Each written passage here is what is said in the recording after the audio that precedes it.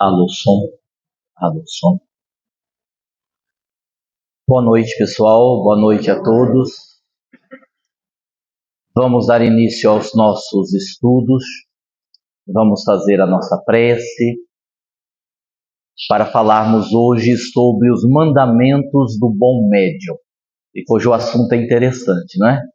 E aqui, médium não só no sentido ostensivo, mas o médium que dialoga, que doutrina, que evangeliza, que faz palestra, que lava banheiro, tendo como referência a informação de Allan Kardec, que todos nós somos mais ou menos médium, não é? Então nós vamos usar como referência esse aprendizado que tivemos com Allan Kardec, para ficar bem claro para onde nós vamos conduzir o nosso estudo. Mas vamos orar. Vamos fechar os nossos olhos, de preferência com os olhos fechados, para que não venhamos a nos distrair. Vamos pedir à espiritualidade amiga, sobretudo a Jesus, que nos inspire, que nos envolva, que nos ampare, que nos proporcione uma vez mais o aprendizado, que é sempre bem-vindo para nós espíritos que estamos dando aí os primeiros passos na nossa caminhada evolutiva. A Casa Espírita Caminho de Damasco, que nos alberga, a nossa imensa gratidão pelas bênçãos que recebemos aqui, as bênçãos do estudo, do conhecimento que nos é passado, as bênçãos do tratamento espiritual que nos é oferecido, particularmente o tratamento do Dr. Klaus, e principalmente agradecemos a esta casa pela oportunidade do serviço no bem. É aqui, é através de todas as atividades da casa, que nós exercitamos a caridade, o movimento em favor do próximo. É onde podemos desenvolver e exercer a nossa mediunidade, seja ela qual for. Então, a nossa imensa gratidão ao Caminho de Damasco. Que os benfeitores desta casa nos abençoe agora e sempre, que assim seja. Eu vou iniciar os nossos estudos fazendo um agradecimento, embora eu vou fazê-lo de novo no domingo, porque eu não sei quando esse estudo vai ser postado, mas a gente quer deixar aqui registrado o agradecimento, toda lá a região do Vale do Paraíba, Guaratinguetá, São José dos Campos, Taubaté, pelo carinho com que nos receberam, onde nós estivemos esse final de semana, realizando palestras, realizando seminário. Então fica aqui registrado a nossa gratidão a estas casas, dessas 3 cidades que nos receberam. E também um agradecimento especial lá ao terreiro de Umbanda da Mãe Denise, Estrela da Manhã, que nos presenteou com o Aguinaldo em miniatura. Domingo eu trago para vocês verem. Não, bonito igual eu, ficou bonito igualzinho, né? Sem tirar nem pôr, né? Na pessoa do Carlinhos Grit, da Carol, que nos deram todo o apoio lá. Eu gostaria de registrar também a presença hoje na nossa casa de um casal querido, o senhor Reinaldo e a dona Maria. Eles são de João Pessoa, na Paraíba, e vieram apenas para conhecer a nossa casa, para conhecer o nosso trabalho, estão aqui à frente, sejam todos muito bem-vindos, conheceram Votuporanga. E o senhor Reinaldo, né, como bom paraibano que é, me disse que realmente não é maquiagem, eu sou bonito como no vídeo. Então vocês veem que são pessoas de visão, né? São pessoas de percepção, né? Então, sejam muito bem-vindos, viu, à nossa casa, tá? Ao nosso trabalho, às nossas atividades. Muito bem. Feito aí os agradecimentos, que eu repito, nós vamos fazer domingo de novo, que é ao vivo. Vamos ao nosso estudo. Bom, nós vamos desenvolver esse estudo, os mandamentos do bom médium, tentando desvincular a proposta do estudo da questão disciplinar. Porque existe aí muitas dúvidas a respeito de qual disciplina é mais adequada para nós que somos trabalhadores da casa espírita. Há quem diga que a disciplina não pode ser tão exigente, que nós, enquanto trabalhadores, devemos servir, produzir a hora que dá, conforme dá, assim por diante. Há outras casas, outras instituições que têm um pensamento diferente, que colocam que a disciplina ela se faz necessária para qualquer atividade espiritual. Mas o que nós gostaríamos de fazer aqui, o que nós pretendemos fazer, é fazer uma reflexão sobre o nosso compromisso e o nosso comprometimento com a espiritualidade, independente da disciplina que a casa coloca. Não estamos falando de disciplina. É o nosso compromisso, o nosso comprometimento com a espiritualidade. Porque pelos livros que a gente lê, pelas explicações que os espíritos nos fazem, a gente sabe, né, isso já é do nosso conhecimento, não é de hoje, que o desdobramento do trabalho espiritual, ele se multiplica em todas as atividades da casa, nos atendimentos do Dr. Klaus, no trabalho de almoço de domingo, falando das atividades aqui da nossa casa, dos nossos estudos, são centenas e centenas e centenas de espíritos atuando com base nas nossas atividades. Então, quando nós vamos falar, e claro, eu vou dizer isso também, os mandamentos dos médiuns, dos bons médiuns, entendam esses mandamentos entre aspas. Não existe os 10 mandamentos, 15 mandamentos. Nós colocamos desta forma apenas para que o nome, o título do estudo fique agradável, atrativo. Então, consideramos isso também um simbolismo. Agora, o que não é simbolismo? O que é real? A palavra que nós colocamos entre mandamentos e médiuns. O bom. Isso não é força de expressão, isso é real. Porque a mediunidade, ela existe. Evidentemente, não só dentro da casa espírita. Em outros templos, em outras denominações religiosas, a mediunidade como sendo a participação dos espíritos efetivamente na nossa vida, acontece o tempo todo. Então, para sermos médiuns, podemos fazer de qualquer jeito. Eu posso ser médium e trabalhar quando me dá vontade, quando me dá na telha. Eu não estaria sendo um bom médium. Eu posso trabalhar com mediunidade e não gostar de ler, não gostar de estudar, não gostar de frequentar o estudo. Eu vou ser médium, mas não vou ser um bom médium. Eu posso trabalhar a mediunidade e não gostar de disciplina, querer fazer do meu jeito. Eu vou estar sendo médium, mas não um bom médium. O que nós vamos falar aqui, o que nós vamos apresentar, e são requisitos muito simples, seria como corresponder à expectativa do mundo espiritual. Porque o mundo espiritual, os benfeitores, eles depositam uma expectativa na nossa tarefa, seja qual tarefa for. E a gente tem que fazer o possível para corresponder a isso, ok? Bom, feita essa introdução, para não ficar dúvidas, vamos ao primeiro mandamento.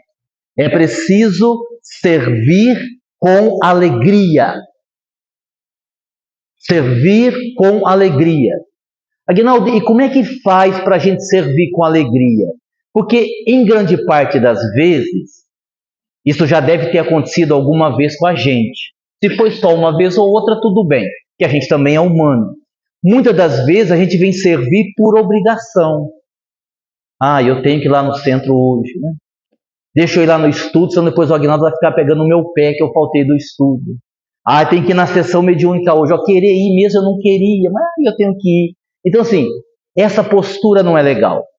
A gente tem que servir com alegria no sentido de compreender o seguinte: quando você desenvolve a consciência do tempo que você já perdeu nas encarnações passadas, e quando você desenvolve a consciência da importância da atividade espiritual, você não precisa mais de ninguém vigiando você.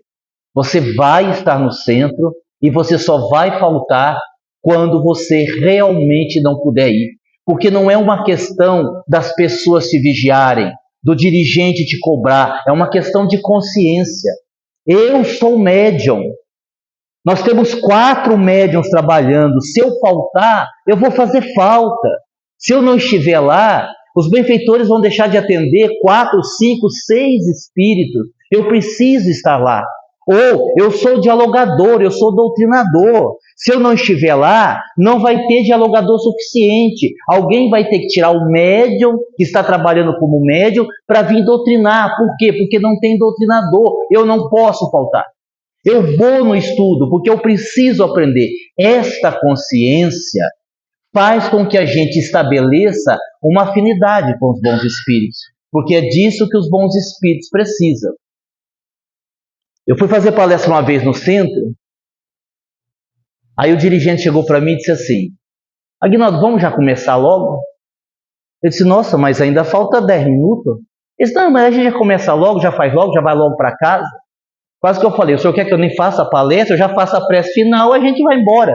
Porque a pressa que ele estava em se desincumbir logo daquela tarefa que parecia-me amarga, pesada demais para ele, era uma coisa incrível. Isso não é servir com alegria. Eu estava numa outra palestra, isso já faz tempo. Sentou uma senhora na primeira fileira. Uma coisa impressionante. Eu comecei a falar, ela começou a dormir.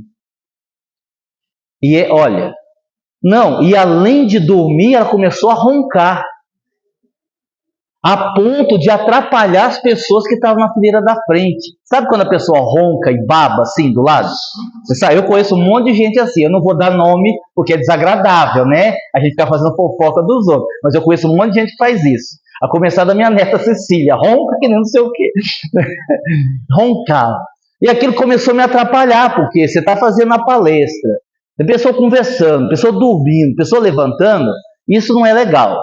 Aí eu pedi a Deus que me desse paz, e eu passei a não olhar para ela, deixei ela dormir na primeira fileira, comecei a olhar lá no fundo, e fui falando, e fui dando um exemplo, e ela dormindo. Quando terminou, formou-se uma pequena fila para me cumprimentar. Ela entrou na fila. Eu disse: não, mas aí é demais. Ela dormir na minha palestra, eu até posso perdoar. Mas ela dormir, ela vai dizer o que para mim? Ela vai fazer alguma coisa? Dormiu? Aí chegou a vez dela, ela me deu a mão e disse: nossa, Aguinaldo, mas que palestra linda, hein? Eu disse: eu não vou deixar passar. Não, tinha sido uma palestra longa, eu tinha feito uma abordagem filosófica. Eu disse: a senhora gostou? Eu adorei. Eu disse: e que parte que a senhora gostou mais? Mas é assim, o obsediado, os obsessores intuem. Ela me olhou e disse assim: Aguinaldo, foi tão boa que eu gostei de tudo, do começo ao fim. Miserável, miserável, né? Então, assim, no nosso entendimento, não é assim. Quando a gente tem uma consciência da importância da oportunidade do trabalho, a gente vem com alegria, alegria de servir. Então, esse é o primeiro mandamento. Alegria no servir, ter prazer em servir, ter prazer em estar aqui servindo. Óbvio que aí eu vou abrir um parêntese. Como eu disse agora há pouco, nós somos humanos. Então tem alguma semana que a gente não está tão legal, tem alguma semana que a gente está com problema na família, tem alguma semana que a gente está meio adoentado, e isso vai gerar assim uma dificuldade, a gente não vai conseguir vir com todo aquele prazer. Mas venha. O maior erro que a gente pode cometer é não vir porque não está tão bem. A menos que você esteja com uma dor que você não tem condição de ficar ali. Primeiro porque se a sua dor for física ou emocional, você vai sair daqui melhor. E se por acaso for espiritual, de algum obsessor que não quer que você venha, você vindo, você vai botar ele para fora e vai vir cumprir com sua obrigação, com o seu dever. Então, esse é o primeiro item. Tenha alegria no servir. Segundo mandamento, desenvolva um espírito de renúncia para que você possa servir bem. O segundo mandamento do bom médium é você se vestir de uma característica que te faça ter a capacidade de renunciar a algumas coisas. Nós não vamos ser bons médiuns, nós podemos ser médiuns, mas nós não vamos conseguir ser bom médium se a gente não aprender a renunciar. Encontro social, cansaço, preguiça e sofá. É inadmissível que a gente não esteja numa tarefa para Jesus porque está cansado, porque está chovendo ou porque está frio. Se você faz isso, é um direito seu. Nós temos livre-arbítrio. O que eu estou dizendo a você é que não dá para a espiritualidade depositar confiança em você. Olha, hoje vamos apostar um trabalho lá na médium Célia. A Célia vai fazer um trabalho bom. Aí um benfeitor vai dizer assim, não, espera, não aposta nela ainda não. Vamos ver se vai estar frio à noite. Se estiver frio, ela não vai ir. Vamos apostar na médium X. Não aposta ainda não. Por quê? Ah, porque acho que ela está com vontade de sair para comer uma pizza e se os amigos convidar para a pizza, ela não vai abandonar a pizza para ir no centro, ela vai comer a pizza. Então é melhor não contar com ela. Quer dizer, nesse nível de comprometimento, fica muito difícil a gente realizar alguma coisa que preste. Vamos lá, tudo a gente tem que explicar. É óbvio que uma vez ou outra você vai faltar do centro para ir no aniversário. É óbvio que uma vez ou outra você vai faltar do centro para ir numa viagem. É claro que de vez em quando você vai faltar do centro porque você está recebendo parente na sua casa. Eu não estou dizendo que isso não possa. O que eu estou dizendo é que se a gente não tiver esse espírito de renúncia, de sacrifício, a gente não vai realizar um trabalho mediúnico a contento com o mundo espiritual. Ok? Ah, então, mas me convidaram para uma pizza. Rapaz, vai na pizza depois do trabalho, marca para outro dia da semana, dá para fazer isso. Não, mas me convidaram para um aniversário. Menino, vocês sabem disso. Aniversário não começa menos que 1h30 atrasado. Sim ou não? Dá tempo de você ir no centro, receber 10 espíritos, tomar um passe, água fluida e a festa ainda não começou. Ou seja, nós sempre teremos dificuldades objetivas e subjetivas. Dificuldade objetiva, eu fiz uma cirurgia, tenho que ficar 10 dias na cama, eu não vou no centro. É uma dificuldade intransponível. Qual que é a dificuldade subjetiva? Ah, eu fui sair para ir no centro e o portão da minha casa não abriu. Acabou a energia. Ainda bem que eu estou aqui para ensinar vocês. Você pega uma manivela, passa para o manual, roda a manivela, o portão abre. E você pode vir. Ah, eu ia ir no centro, mas está uma chuva, nem vai dar para sair de casa. Sim, mas seu carro tem goteira? O seu carro derrapa? Não, mas a gente chega lá, não tem onde estacionar e tem aquela enxurrada. Vai que eu caio na enxurrada. Pelo amor de Deus. Vocês entenderam? Essa é a dificuldade subjetiva. A gente mesmo vai criando mais dificuldade em cima da dificuldade que já existe. Certo? Então, assim, a gente precisa ter esse espírito de sacrifício. Ó, eu vou. Eu estou muito cansado, mas eu tenho que ir. Olha, eu já contei esse exemplo aqui e me desculpe ser repetitivo. É só para dar um exemplo do que é compromisso.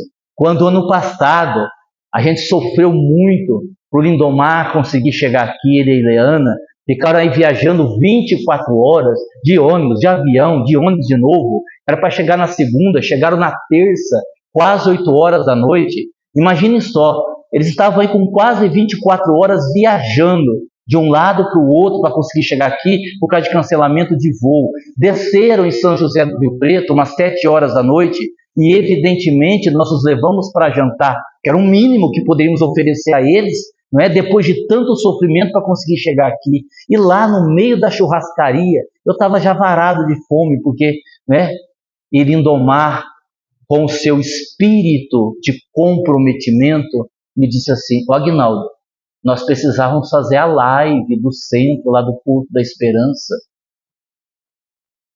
Eu disse, sim, mas nós estamos na churrascaria, não é?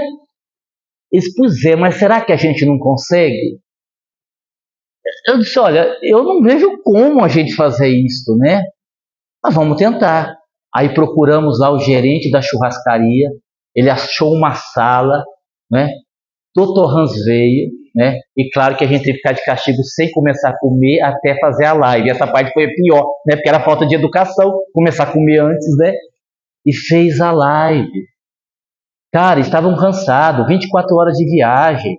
Poxa, o centro lá resolve, né? Deixa eu descansar, deixa eu jantar. Ele fez a live, 45 minutos, e depois nós fomos para a janta.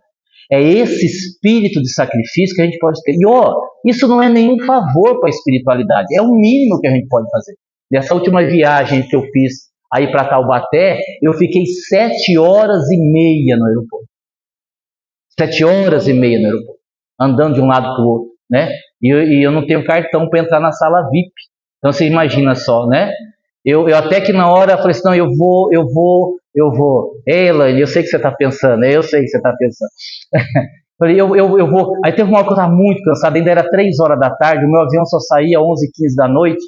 Aí eu vi lá, eu ia viajar para uma companhia aérea, né? E eu vi lá um voo. Olha, até pensei em fazer uma coisa errada. Tinha um outro voo de uma outra companhia que vinha para Rio Preto. Eu acho que eu vou entrar, fingir que eu sou dessa companhia aérea aí. Mas vocês me pegar, vai ser uma vergonha, eu sou espírito, não posso fazer isso. Falei, não, então eu vou ser honesto. Aí eu fui para a moça da companhia aérea e disse, olha, esse voo vai para Rio Preto? Sim, vai para Rio Preto. E tem vaga no avião? Sim, o avião não está lotado, tem vaga. Eu disse, e se eu fosse comprar uma passagem agora, quanto seria? 2.800. Eu disse, não, muito obrigado, eu gostei aqui de ficar aqui, né? Aí, assim, incluindo no passar vergonha, eu falei, eu tô com sono. Eu já tinha tomado uns 10 cafés, porque eu vou tomar um energético. Eu tomo um energético, eu dou uma animada. Pedi um energético, eu falei, quanto que é? 41,50. Eu digo, não, eu não quero não, eu já só estava olhando para ver se era da marca que eu queria. Rapaz, um energético em Votuporanga é R$10. Um energético, 4, dá para comprar 4. Então, assim, por quê? Porque é o processo, é a lida, é a tarefa. Muito me espanta as pessoas quererem estabelecer um compromisso com o Cristo e não terem dificuldade, e não terem lutas. Nós estamos vivendo, para quem não entendeu ainda, nós estamos vivendo uma guerra espiritual sem precedentes. Sem precedentes.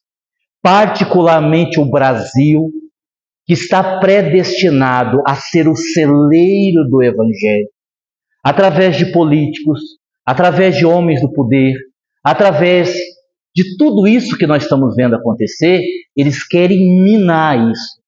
Esses homens e mulheres encarnados que estão do lado do mal são apenas fantoches nas mãos dos verdadeiros representantes da maldade organizada, que decidiram que o Brasil não vai ser celeiro do Evangelho. E numa guerra espiritual que nós estamos vivendo, se nós não estabelecermos um compromisso, não, eu vou fazer, eu vou driblar as dificuldades, eu vou fazer, a gente vai ser só mais um. A gente vai ser só mais um. É engraçado, né? A gente tem muita dificuldade em lidar com os próprios problemas, por conta da nossa evolução ainda limitada. Se a gente não dá conta de lidar com os nossos próprios problemas, como é que a gente vai lidar bem com a causa do Cristo que nós dizemos representar? Ou nós não somos representantes de Jesus? Que tipo de representante de Jesus a gente é que um pé de vento e uma chuva faz a gente faltar do centro? Então não dá. A gente precisa ter esta consciência. Terceiro item. É bom médium aquele que cumpre apenas com o seu dever. O que eu devo fazer? Cumprir o seu dever. Quando é que nós somos vítimas de mistificação? Quando a vaidade não sobe a cabeça. Se cada um fizesse só aquilo que foi lhe pedido, era uma maravilha. Eu digo assim, Célia, no final do estudo, eu não vou estar aqui. Você faz a prece para mim? Pois não, Aguinaldo, e você quer que eu faça o quê? Não, você só vai lá e só faz a prece. Faz uma prece, agradece, tá bom. E aí eu vou embora. Aí a Célia vem aqui e incorpora o Dr. Bezerra. Ninguém pediu para ela incorporar o Dr. Bezerra, ninguém pediu para ela dar passividade, eu pedi para ela fazer a prece. Mas aí nós somos tomados pela nossa vaidade e queremos fazer mais do que realmente nós somos convidados a fazer. Aí nós abrimos as brechas e aí então nós começamos a sermos influenciados pelos espíritos inferiores. É cumprir com o nosso dever. É cumprir com a nossa obrigação. Ah, mas por que eu não posso fazer isso? Deixa eu dizer uma coisa a vocês. Assim, eu digo, a Lenita, eu estou vendo a Lenita aqui, vou pegar a Lenita como exemplo. Podia ser qualquer trabalhador. A Lenita é médium, a Lenita vem de domingo, a Lenita vem na sessão de terça-feira, uma maravilha. E a Lenita sofre uma pressão espiritual. Por quê? Porque todo mundo que serve a Jesus, todo mundo que serve ao bem, sofre uma pressão espiritual. Não tem nada de estranho nisso, não tem nada de absurdo. Aí eu chamo a Lenita e digo assim, Lenita, você está aqui há muito tempo, você é muito experiente, eu quero começar uma sessão mediúnica nova, de domingo de manhã, e eu gostaria que você coordenasse essa sessão. Antes da Lenita me responder sim, eu assumo, eu vou coordenar, ela deve pensar que o nível de pressão vai aumentar. Que a quantidade de obsessores vai aumentar. Que o nível intelectual dos obsessores vai mudar. Porque se ela era uma pedrinha no sapato dos obsessores, porque era médium, agora coordenando ela ficou uma pedra maior. Toda a atenção das trevas vai se voltar para elas. Você vai mesmo? Então vamos ver se você vai aguentar aqui o negócio. Vocês entenderam? Nossa, Aguinaldo, mas isso você amedronta a gente. Não é para amedrontar, é a realidade. É óbvio que os benfeitores equilibram o processo.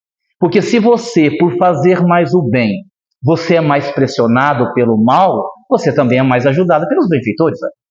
Porque os benfeitores que trabalham em nome do Cristo não vão deixar alguém que está servindo Jesus desamparado. Isso nunca vai acontecer. Entenderam? Aconteceu uma vez comigo. Eu vou contar. Aí eu já contei isso em algum dia aí. Eu vou contar de novo. Uma vez eu viajei para São Paulo, acho que eu contei no domingo isso. Eu viajei para São Paulo e eu não estava bem. Eu estava com uma pressão espiritual danada, mas estava muito forte mesmo. Eu digo, vai melhorar, é só na ida que eu fico tenso para viajar, fico ansioso, vai melhorar. E não melhorou. Eu fui ficando mal, aquela pressão na cabeça, uma dor de cabeça. Fiz a primeira palestra na marra, fiz assim na marra, e não melhorava. E eu orando, pedindo, para ajudar. Não, mas amanhã é o segundo dia, eu vou levantar melhor. Levantei pior. Aí eu disse, não vai dar. Eu ia ficar 5 dias lá em São Paulo. Eu digo, não vai dar, não. Aí eu fui ter uma conversa séria com o Dr. Klaus. Vou dar uma sugestão, nunca vá ter conversa séria com um benfeitor espiritual. Você sempre vai perder. Você nunca vai ganhar o diálogo.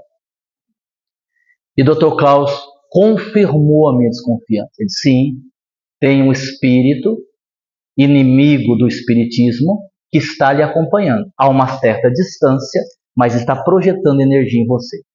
Eu digo, é mesmo? Ele disse, é. E eu nem perguntei, eu ia perguntar, mas não perguntei, vocês não vão fazer nada? Ele disse assim, esse espírito nos disse, desse jeito é fácil servir Jesus.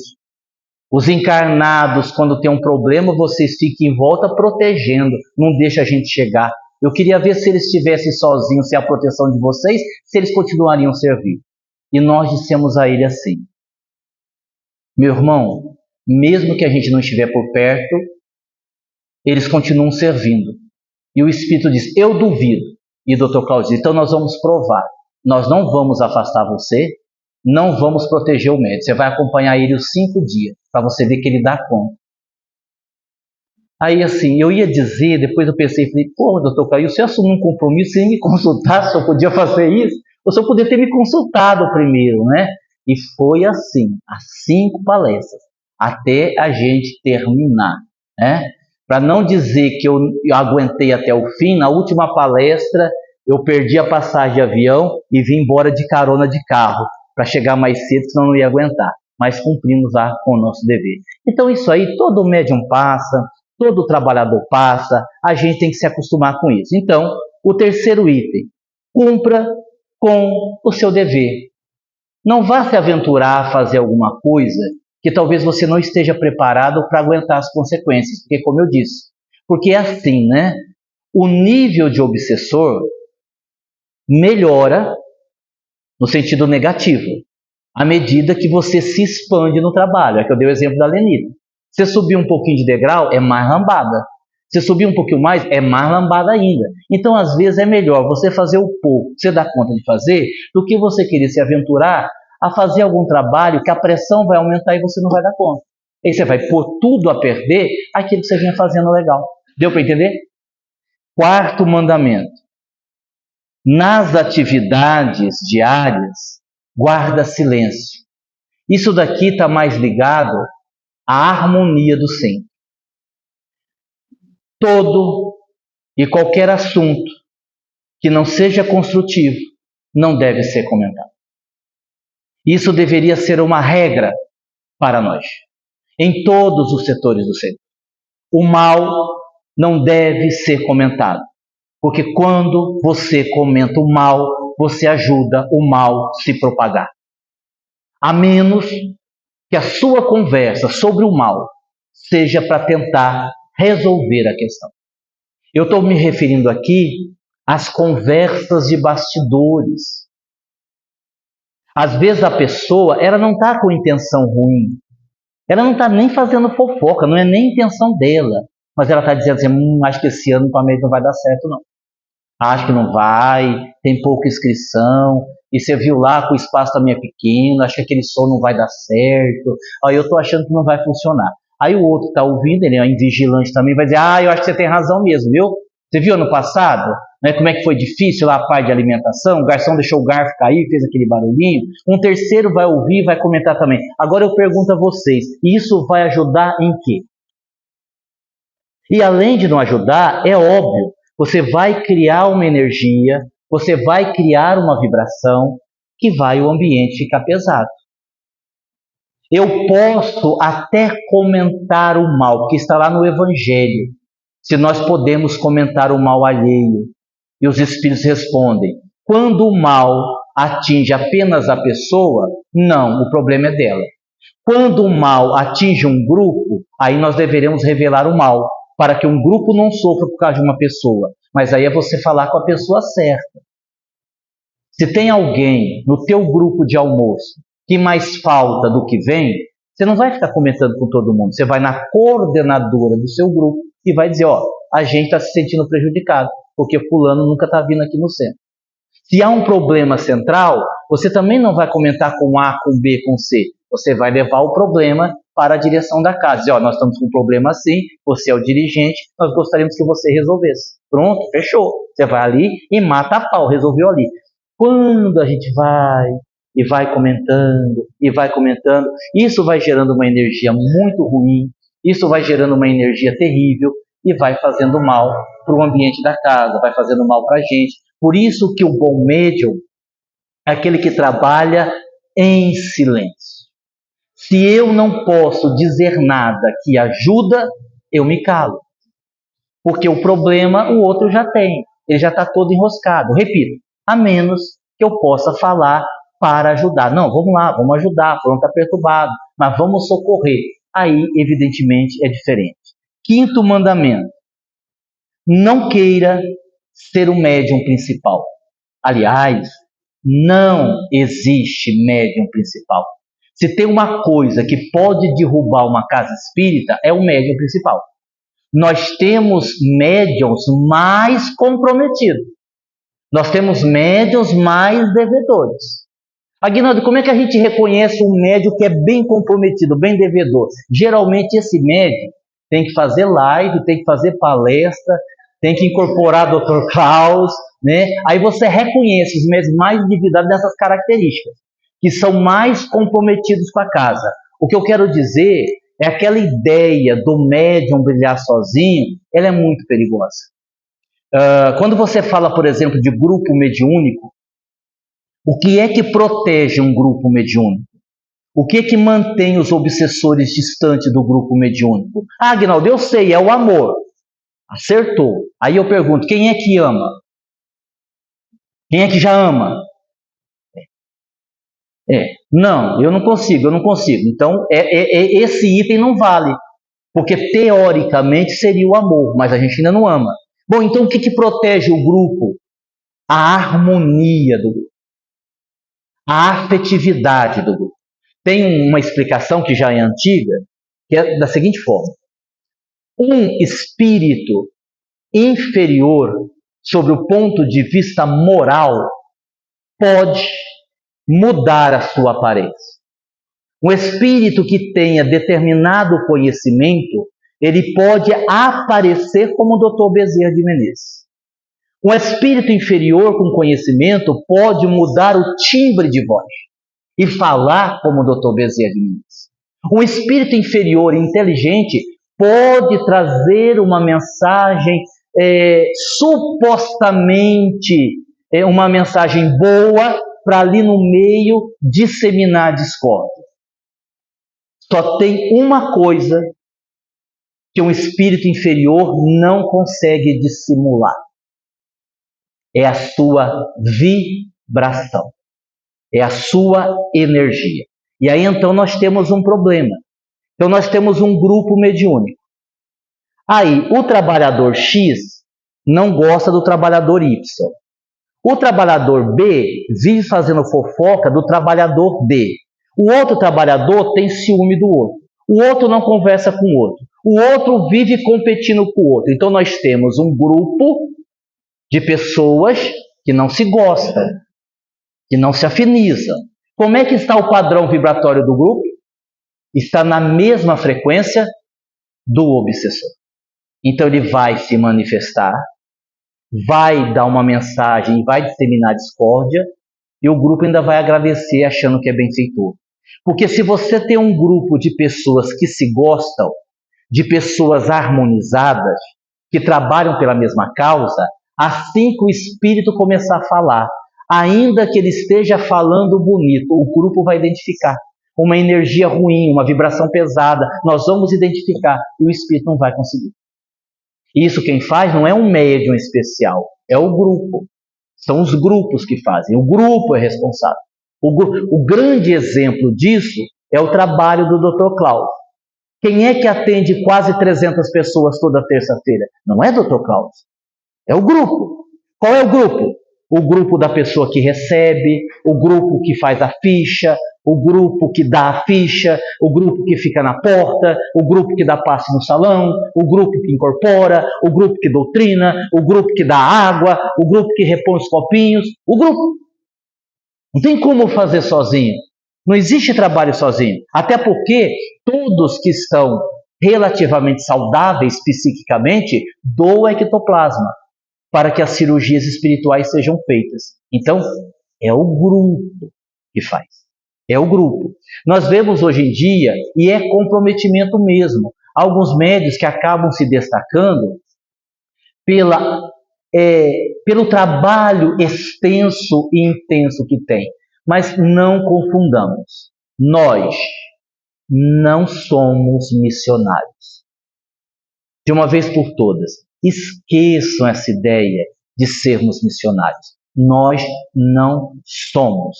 Nós somos médiuns trabalhando pelo nosso próprio soerguimento moral.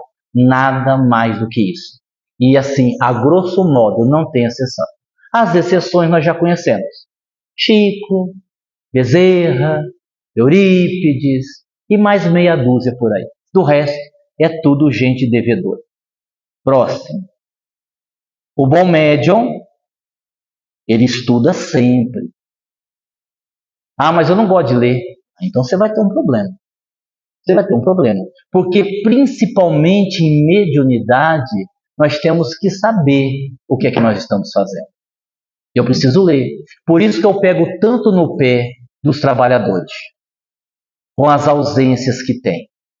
Então vamos lá. Vamos imaginar que numa sessão de quinta-feira nós tenhamos a comunicação de um espírito mais difícil. Um espírito que está desencarnado há muitos séculos, um espírito que perdeu a forma humana, um espírito que está nas regiões inferiores, ele precisa ser trazido, ele precisa ser socorrido, um médium precisa ajudar, o doutrinador precisa ajudar, o grupo precisa vibrar. Sim, e como é que nós fazemos isso? Eu não sei. Então, eu expliquei isso na quarta-feira que você não veio. A gente tem que melhorar o passe, sabe o passe? Melhorar o passe, como aplicar o passe, que hora dá dispersivo. Ah, mas eu não sei. Então, porque teve uma quarta-feira que eu expliquei isso e você também não veio. Porque aí, a hora que a gente precisa, a gente não tem um recurso. Porque como amar a gente ainda não consegue, seria um critério muito bom para desempatar o negócio. O conhecimento sobre o que fazer, como fazer, é importante a gente estar estudando, a gente estar lendo, assim por diante. E outra coisa, não basta o estudo de quarta-feira. Eu não consigo explicar tudo que tem que explicar aqui. Eu não consigo abordar todos os temas que precisam ser abordados. É impossível. Eu não posso falar, eu não leio o livro, mas eu não perco o estudo de quarta-feira. Tudo bem, mas é pouco. É muito pouco. Você vai ter que ler, você vai ter que aprender sobre um monte de coisa para a hora que precisar você poder fazer. Então, esse é o 6º mandamento. O bom médium, ele estuda sempre. 7º, desenvolve mecanismos de autoproteção. Nós podemos deitar na maca para o Dr. Klaus nos tratar quando nós quisermos. Até hoje, nesses 18 anos que o Dr. Klaus atende, ele nunca fez nenhuma restrição para que o trabalhador deitasse na maca. Nenhuma. Só que a gente também precisa aprender a criar a nossa própria proteção. Não dá para a gente só depender da proteção dos benfeitores espirituais. Ah, mas eu estou sendo assediado espiritualmente. Que legal, bacana, tudo bem, até aí tudo bem, nenhuma novidade. Aí você começa a pensar, mas quando eu estou sendo mais atacado? Que pensamento que eu tive, que eu fiquei vulnerável? Que dia que isso aconteceu? Qual foi o meu tropeço? O que eu falei? O que eu tenho que mudar? O que eu preciso mudar para que determinadas entidades não me alcancem mais? Isso é desenvolver a autoproteção. Ah, eu sei, por exemplo, que quando eu fico nervoso e falo palavrão, os obsessores me pegam. Que bom que você sabe isso. Então, em vez de você deitar na maca, para de falar palavrão. Ah, eu estou sabendo que quando eu deito na cama com preguiça, os obsessores me pegam lá na cama mesmo. Que legal. Então, em vez de deitar na maca, não deite na cama. Que aí os obsessores não vão te pegar. Vocês estão entendendo o que eu estou dizendo? Porque a gente precisa ir criando esses mecanismos de autoproteção. Porque, repito, a pressão vai vir, ela vai acontecer, você está sendo pressionado. E às vezes é uma questão até pessoal, que os espíritos estão te atacando, estão isso, estão aquilo. Tudo bem, a gente sabe disso. Mas quando você começa a criar esse mecanismo de autoproteção, quando você vai entendendo em que momento você pode ter o deslize e o obsessor te pegar, você evita. Você se controla. Você, por exemplo, ora mais. Eu vou orar mais, né? Eu já dei esse exemplo aqui. Você levantou. Hoje é dia de você fazer almoço no centro. 6 horas da manhã, pleno domingo. Ninguém merece. Você veio trabalhar no caminho de Damasco, agora você aguenta, porque aqui é assim. Viu, meus irmãos da Paraíba? Aqui é espírito devedor.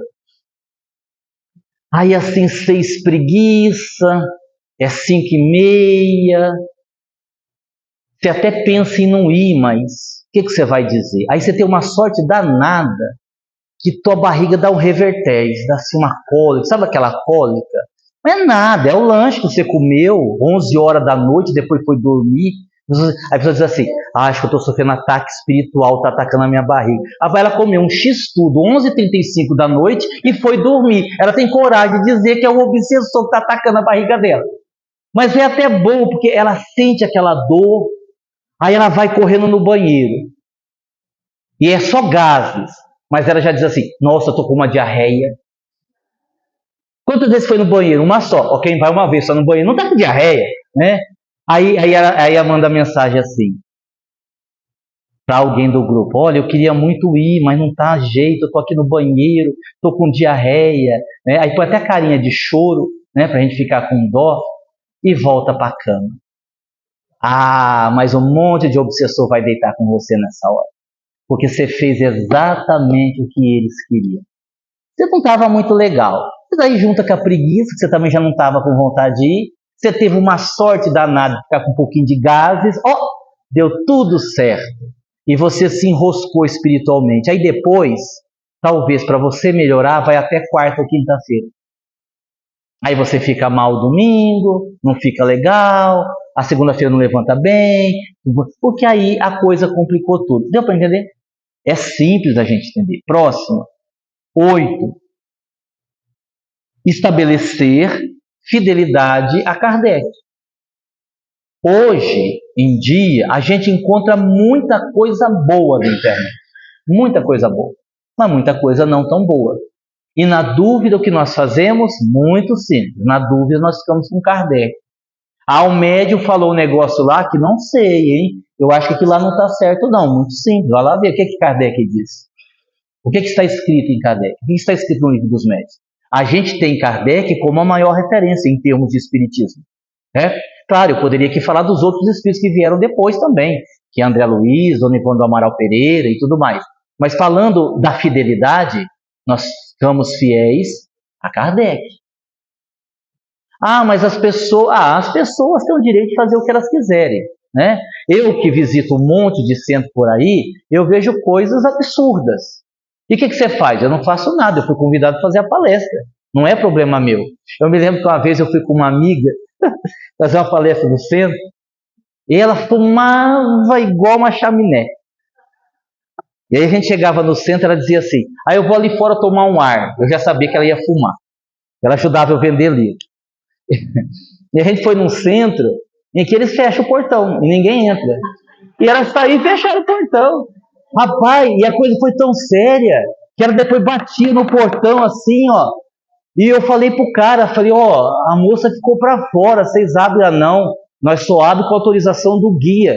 Eu digo, não, então fala para esse guia aí, para autorizar o portão. Eu falei, não, o guia fecha o portão e só volta na hora de encerrar. Eu digo, meu Deus. E ela ficou para fora. Nossa, pensa numa mulher brava. Pensa numa mulher brava. Eu estava falando um dia num centro, o dirigente falou assim, seu Aguinaldo, o senhor vai fazer a palestra, só que, falou o nome do índio lá, não é mais, o índio fulano de tal, a hora que ele chegar, só tem que parar. Eu disse, tá bom. Aí eu falei, e como é que eu vou saber que hora que o índio vai chegar? Aí ele disse, não, o senhor vai saber. E ficou assim esse suspense. Menino, você está fazendo a palestra, o médico incorpora o índio, pena roxa, pena branca, sei lá, e dá um tapa assim na mesa. Rapaz, se você não parar a palestra, você apanha do índio. Eu parei na hora. E que Jesus nos abençoe que o índio já chegou. Então assim, é umas coisas, né? Mas tudo bem, né? Cada um vai fazendo o que dá, vai fazendo do seu jeito. Agora, na nossa casa, né? Nós vamos seguindo a Kardec. Aí a pessoa, e você não diz nada? Eu não. Se me perguntam, Aguinaldo, o que é que você acha disso? Bom, se me perguntam, eu digo, olha, se você está me perguntando, eu acho que não seria legal por causa disso. Bom, nós vamos a Kardec, não é essa a recomendação que eles dão, tal. Agora, se não me perguntam nada, a gente tem que respeitar o hábito do centro. Eu estou ali como convidado para fazer a palestra, não tem nada demais. E a gente vai vivendo essas experiências. Tem um centro que eu ia, eu não vou mais nesse centro, que eles não me convidam mais. Bom, mas é assim, interessantíssimo, porque entra 400 pessoas no centro, e você começa a fazer a palestra. Hora que dá 20 minutos, alguém manda você parar a palestra. Não importa se você acabou, se você não acabou, onde você está, você para. Sai as 400 pessoas, toma um passe e vão embora. Entra mais 400, aí você começa a palestra de novo. Aí você vai falar de novo mais 20 minutos, você tem que começar de novo, porque o primeiro público já saiu. Quer dizer, o primeiro assistiu metade da palestra, e o segundo vai assistir metade também. E os dois vai ficar sem o final, porque não dá tempo. É só 20 minutos e depois 20 minutos, porque são públicos diferentes. E é horrível, não é? Porque como é que você prepara um tema para desenvolver numa situação como essa? Então, assim, e aí a gente vai vendo de tudo. Mas faz parte. O que eu estou recomendando aqui é que a gente precisa estudar, a gente precisa conectar com Kardec para fazer menos besteira. Mas isso aí faz parte também, essas coisas. 7º mandamento. 8º, perdão. É o 9º, obrigado, é o 9º.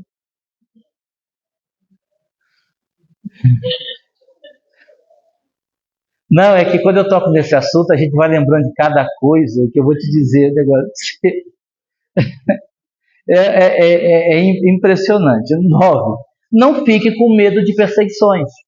É o que nós falamos até agora em alguns itens. Por quê? Porque isso é natural. Veja, você sentir a pressão espiritual é diferente do obsessor estar atingindo você.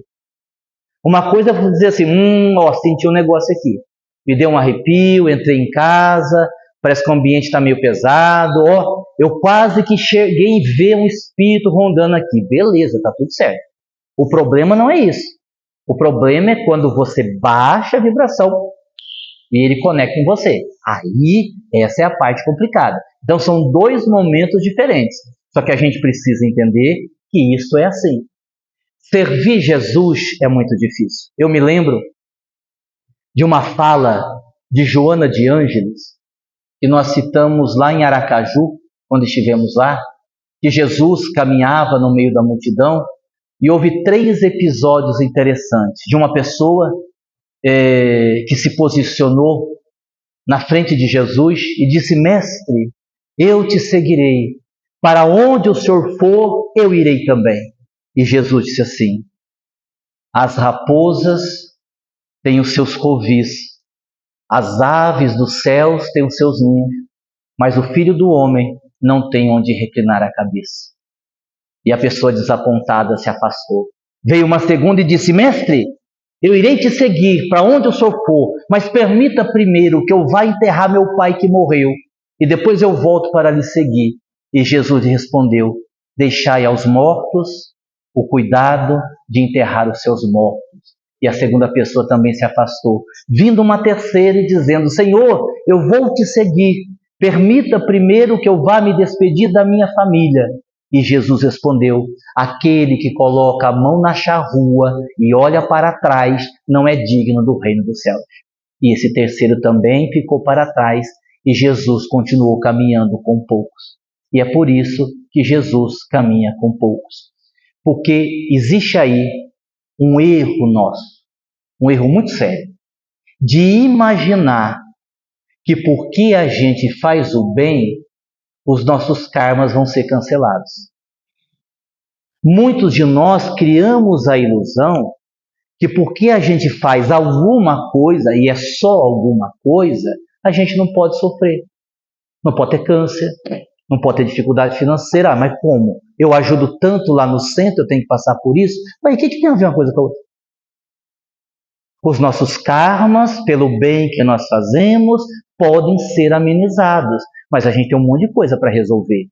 E não dá para você imaginar, porque aí também seria uma barganha. Eu vou trabalhar lá no caos, vou me dedicar, e todo o sofrimento que eu tiver, Deus vai me tirar e eu não vou sofrer nada. E a gente sabe que não é assim que funciona, não é? Nós vamos ter que enfrentar as nossas lutas. É mais fácil, porque estando no bem, sempre é mais fácil. Estando no bem, sempre ameniza. Eu me lembro, para dar um exemplo que serve para todos nós, de uma trabalhadora que nós tínhamos, que tinha uma dor de cabeça terrível, mas era pesada mesmo. Ela só vivia à base de morfina para conseguir suportar a dor.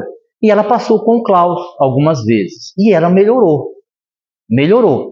Sei lá, 50%. E uma das vezes que ela passou no Klaus, eu acho que ela achou que era pouco.